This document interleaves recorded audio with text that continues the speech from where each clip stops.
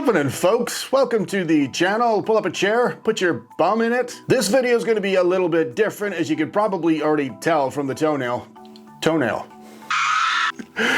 Thumbnail. I meant thumbnail. Wing it, Johnny. It'll come off more natural on camera. You see what happens when you don't write a script? Where was I? Thumbnails.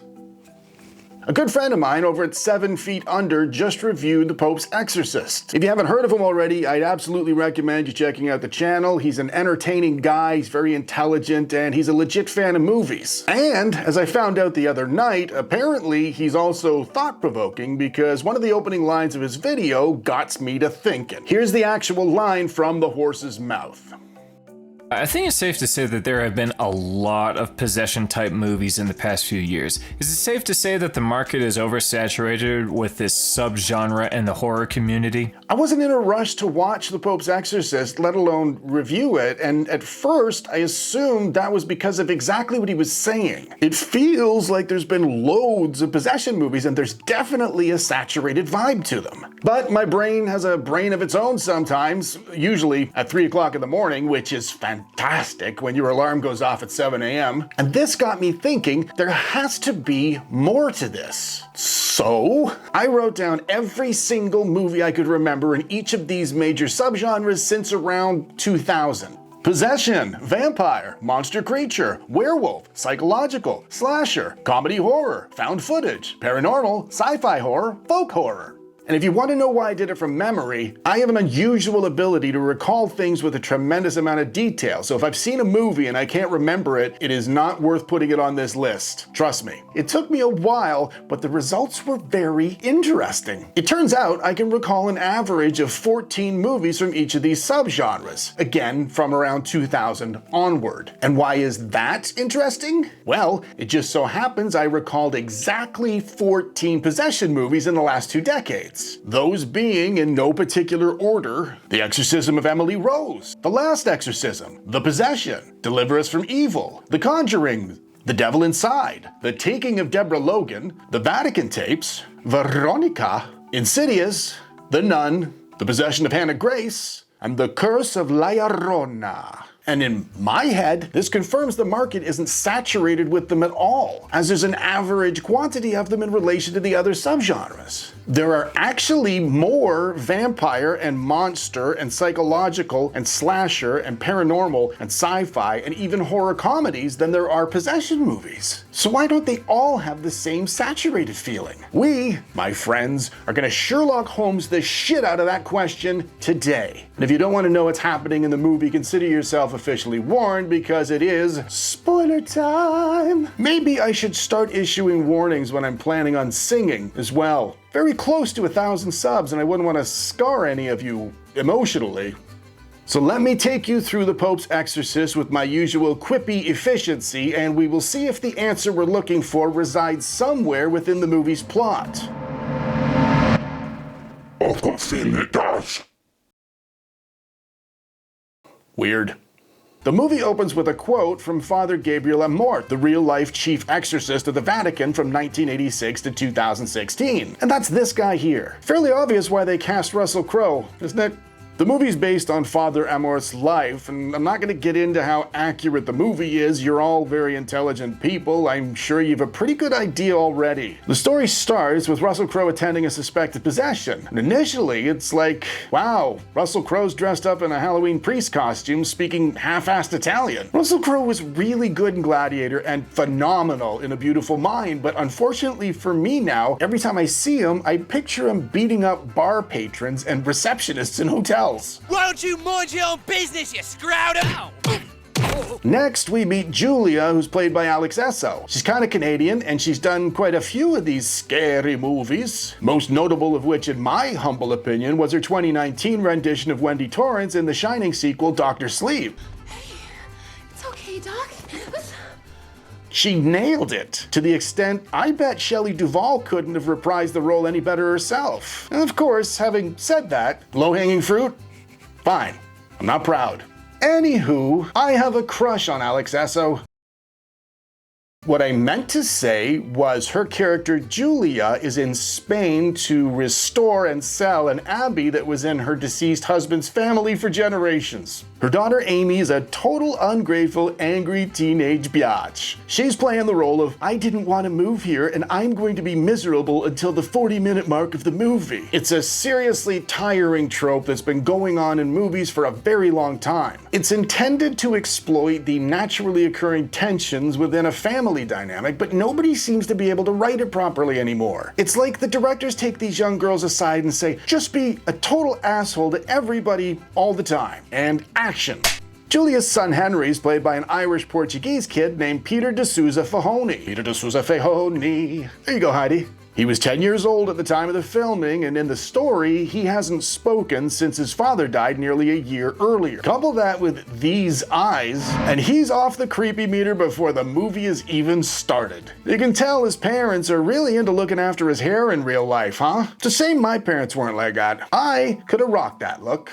It doesn't take long before young Henry's acting peculiar, and there seems to be something emanating from a stone under the house. So they put him through the requisite MRI scanner and everything comes back clear, so Henry's sent home. When he gets home, he goes full on pervy with Mama Julia and his voice goes all Victorian British sailor. So Russell Crowe gets brought in from Italy to look into it. Movies like this require you to enter into an agreement with yourself that you'll allow certain things to happen without questioning their plausibility. And as you probably know, this is called suspension of disbelief, and it's something we all do in order to enjoy a film, even if we don't consciously do it. Possession movies specifically assume that you'll accept the idea of some kind of a higher power and the existence of good and evil, and I have absolutely no problem with that. In fact, it's fantastic fodder for scary movies. But one thing I cannot trick my brain into accepting is the idea of a 262-pound Russell Crowe riding a Vespa over 1,200 miles from Rome to Spain. I'm not doing it. So Crowe goes in to see Henry, and I've got to give it to the kid with his tiny bird-like body and gigantic cranium. He's creepy as hell. And he drops a fuck ton of F-bombs, so the sailor's voice is accompanied by sailor language. He proves he's a demon by telling Russell Crowe something private and intimate about his life he'd have no way of knowing. And that's something I love about every single one of these possession films, whether they are brilliant or bullshit. The possessed individual can be floating upside down above their bed with goat's eyes, speaking 3 different ancient dead languages with gallons of fluid flying out of every orifice, but everyone around them denies it's a demon until we hit the 30-minute point. Eventually, Russell Crowe enlists the assistance of a younger, boring Spanish priest because that's how these movies work. Why do these movies work like that? Because the father of all possession movies did that. More on that later. After cooking up another baker's dozen of F-bombs, young Henry drops the ominous statement that Crowe's taken the bait. And after considering the statement, that makes Russell Crowe hook up his Vespa to the well outside the Abbey so he can crank the cover off of it. I rewatched this section at least 10 times because I could not find a connection between the demon saying Russell Crowe had taken the bait and Russell Crowe going out and hooking his scooter up to the well. And I still can't figure it out. I just wanted to share that with you fine folks in case any of you might have suspected my steel grip on narrative structure might have been starting to loosen. It isn't.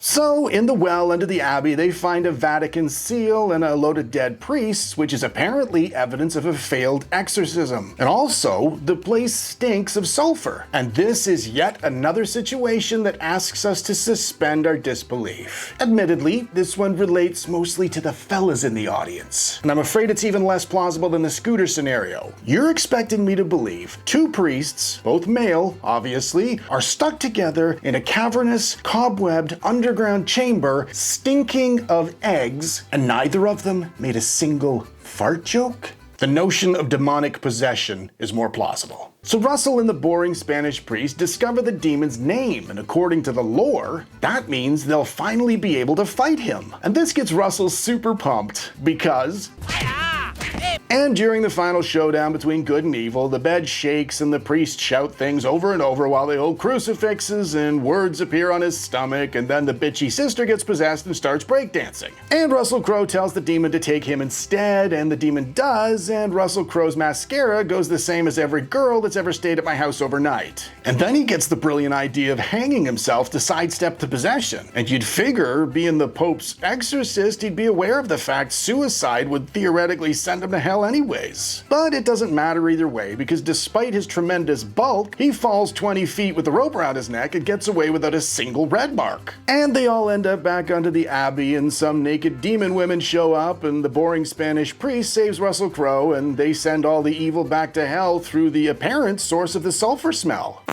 And the story ends with the requisite exorcist imagery. And why have I said requisite exorcist imagery? I'll tell you in a sec. But first, indulge me a second while I boil the Pope's Exorcist down to its fundamental elements with some lovely text. In a satanic nutshell, a person goes to an unfamiliar location, somebody starts acting messed up, medical intervention can't help, outside experts are brought in, and the film builds towards a climactic battle of good versus evil. Simple enough, right? Can you see where I'm going with this? Let's compare the Pope's Exorcist with the father of all possession movies that I referenced earlier.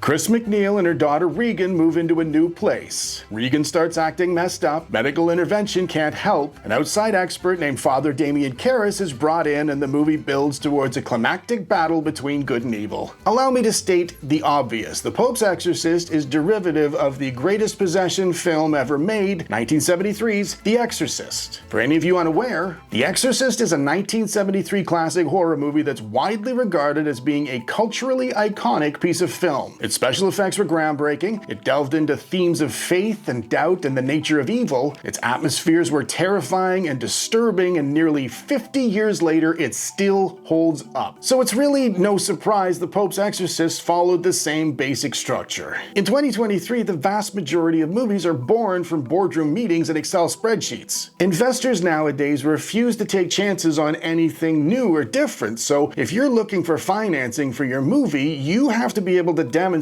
the product that you're selling has a proven track record. So, while it's not surprising the Pope's Exorcist did exactly that, what is surprising is how many of the 14 possession movies on my list did the exact same thing. Allow me to demonstrate with 3 of them. Jeffrey Dean Morgan buys a new house so his 2 daughters can come spend time with him. Once they're in the house, Jeffrey Dean takes the girls to a garage sale, and his youngest daughter buys a box containing an evil spirit. When she starts acting messed up, she's taken to the hospital, but when the MRI shows nothing, they bring in an outside expert in the form of a rabbi, and the movie builds towards a climactic battle of good versus evil. And a family moves into a new home, things start going bump in the night. The mother starts acting all weird, and there's lots of bruising and physical issues. When they can't attribute any of it to medical conditions, in comes Ed and Lorraine Warren, and the movie builds towards a climactic battle of good versus evil. And finally, the story follows a couple who moves into a new house. Once they're settled in, their son starts acting weird before he slips into a mysterious coma. When the doctors can't figure anything out, they enlist the assistance of an outside expert in the form of a psychic medium, and the movie builds towards a climactic battle of good versus evil. You can pause this next section, or you can just take my word for it. As if I would lie to you people.